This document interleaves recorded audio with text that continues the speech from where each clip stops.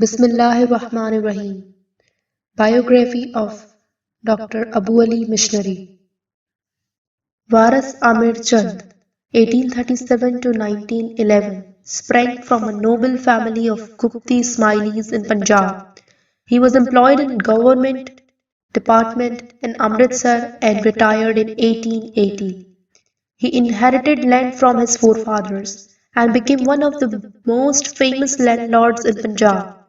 In 1882, Imam Agha Ali Shah appointed him Kul Kamadiya for Punjab, frontiers, and few regions near Afghanistan.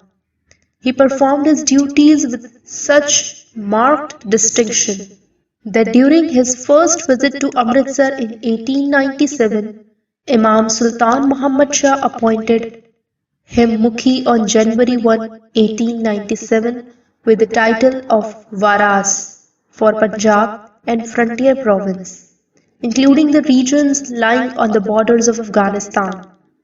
He also travelled with the Imam in Sialkot between January 2, 1897 and January 11, 1897. Waras Amirchand visited Bombay several times and gave valuable and informative statements twice in court during the Haji Bibi case on July 28 and July 29, 1908. He is also credited to have converted a portion of the depressed class to Ismailism, as well as helping them financially to run their cottage industry. In 1911, he died at the age of 74 years. Waras Amirchand was also consigned to collect the teeth from village to village. His task pushed him to indulge in a daily, meticulous procedure, which consisted of washing his hands and fingers.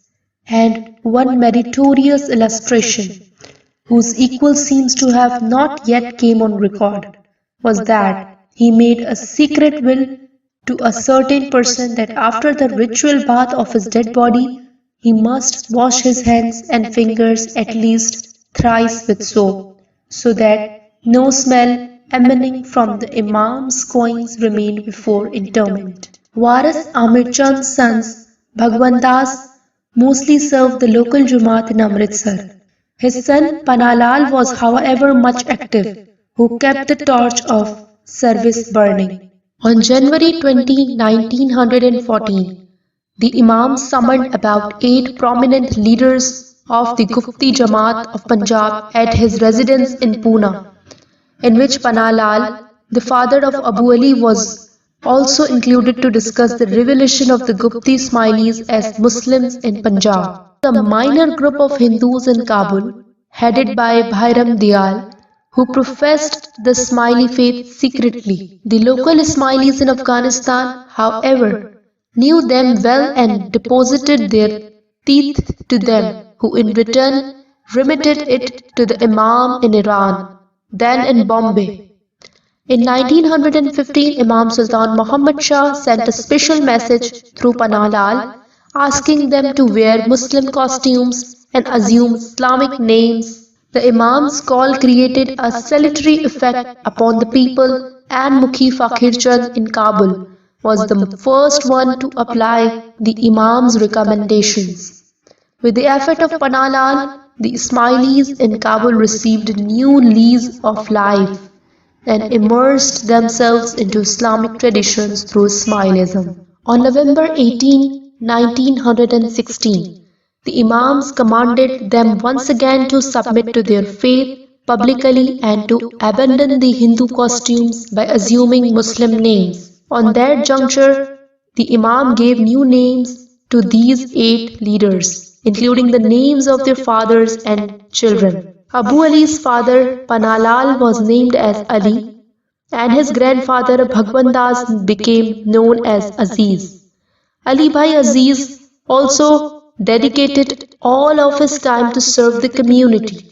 He was selected as a member of the Aga Khan Golden Jubilee Celebration Committee from Punjab, whose first meeting was held on October 12, 1935 in Aga Hall, Nesbitt Road, Bombay. Abu Ali, the son of Ali Bhai Aziz, The world-renowned senior missionary was born in Amritsar, India on August 21, 1919. His early education started at the age of 4 years at a Hindu private nursery school conducted by a Brahmin Pandit. He then attended a private primary school located in the Government High School in Amritsar and finally followed the science stream in St. Xavier College, Bombay. He also attended a madrasa to study the Quran and Hadith at the age of 7 years as an extracurricular activity. He also studied architecture, agriculture, and law, notably the Islamic jurisprudence. His religious education started the moment he could sit in his grandfather's lap, the sage Kamria Aziz Ali. In Bombay, he had the opportunity to expand his knowledge by interaction with missionaries such as Pir Sabzali, Chief Missionary Hussaini Pir Muhammad Asani, Ibrahim Yusuf Wartiji, Ali Bhai Nanji, Sayyid Muhammad Shah, Sayyid Munir, Sayyid Mustaq Ali Didar Ali, and many others. Due to his linguistic skills, he was called upon to serve in the civil and military censor office. Incidentally, Ivanov recommended his name to handle the task of scanning the public mail. Thus, he had the privilege of having worked across the table with Ivanov for 5 years during the Second World War. In 1938, Imam Sultan Muhammad Shah commanded him to join the Ismaili mission at the Recreation Club Institute, Bombay, and within a short time he acquired the necessary skills and attained great proficiency in mission field. He played a key role in the arrangement of the Diamond Jubilee of the Imam in 1946 and participated in different committees. The Imam selected him to recite the Ginan after the recitation of a Quranic verse by a serial Ismaili on March 10, 1946 in Bombay. The Imam graciously graced him with a special robe of honor and a golden turban. The first Ismaili Mission Conference was held in the auditorium of the Aghan High School, Dar es Salaam, to discuss the religious education and the training of the missionaries and teachers.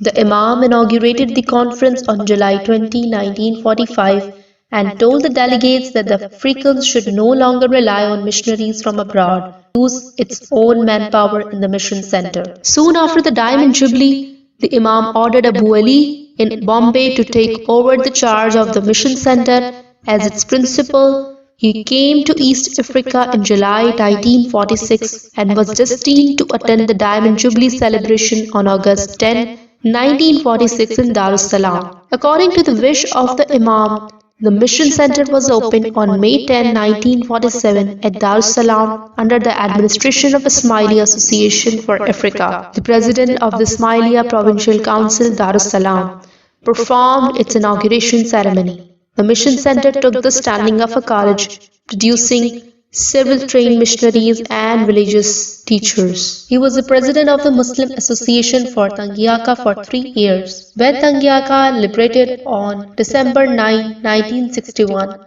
the Prime Minister Rashidi Kawawa invited the Muslim ulema and scholars to assist the government in including the Muslim law to the new constitution of Tangiaka.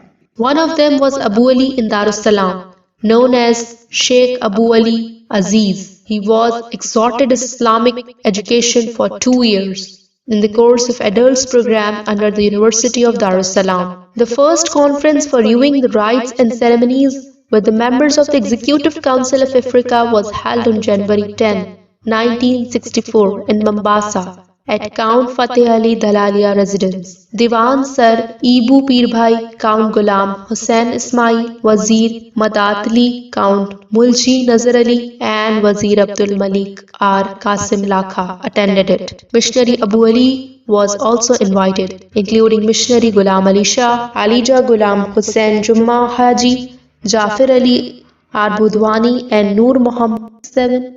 He was requested to deliver Waz to the Jamaats, who were extremely touched by his words. Missionary Abu Ali Aziz is a global itinerant and has traveled extensively. He visited Tajikistan in 1995, where 72 years before him, the famous missionary Pir Sabzali had set foot in 1923. There is perhaps not a single Jamaat Khana in the world where he has not delivered a vow. Behind all his success and his personality so attractive that he won the hearts of millions who have never even seen him, but have only known his incomparable services for the Imam and Jamaat. In his missionary framework, he is seen as a creative, courageous, and patient. He is ambitious, but doesn't let himself be blinded by his personal interest. He labors for his faith, not for own sake. With his talent and invaluable services, he was blessed with the title of Alija, then Rai. He started his mission career at the age of 11 years. His life now bridges a long span of 83 years, in which more than 10,000 lectures, speeches, and deliveries are on record to his credit. Ever since the tape recorder appeared commercially at the beginning of 1950, his lectures and speeches have been preserved, which are in tune of about 3,000 audio cassettes circulating around the world among the Ismaili Jamaats and to some extent among other communities. To lyrically express in Urdu his ardent love for the Imam, he is gifted with a vivid intellect, with a conspicuous literary talent. Being a man of literary genius, he gained the opportunity to carry on his literary pursuits and became a frequent contributor to different periodicals. No less than a trenchant writer, published 19 books and booklets. He was well versed in English, Urdu, Persian, Arabic, Gujarati, Punjabi, Kutchi, Hindi, and Swahili. His famous works are Jashn-e Golden Jubilee, Radhe Batil, Anand Akhado, Zahur-e-Haq, Mazhab-e-Ismailiya, Religious Correspondence, Course 3 volumes, Divine Gems, Fuhari-ya Islam, Ismaili Dharmic Course, Christianity from its own sources, Pope, its prohibition in Islam, Ghadir-e-Khum, A Brief History of Ismailism, etc. He is well versed in the literature of the Ghanaians and steeped in the Ismaili philosophy and history. The most significant feature of his vast delivery is that he provides the materials for the Jamaat in accordance with the demand of the time and is so lucid that the listeners remain attentive for many hours. After spending almost 40 years in East Africa, he lived in Vancouver, Canada. He also spent time relying to his many well-wishers' letters. Missionary Abu Ali believes that a man is never too old to learn. It is good news to know that he obtained his doctorate degree of PhD on April 30, 2001 from the Senior University International, Wyoming, USA, after studying for 29 months. His thesis Miracles and Gnosis described the life and work of Pir Sadgur Noor in 200 pages. It is through his own effort that he rose from a very humble position in life to a summit of greatness. Dr. Abu Ali Missionary died on May 2008.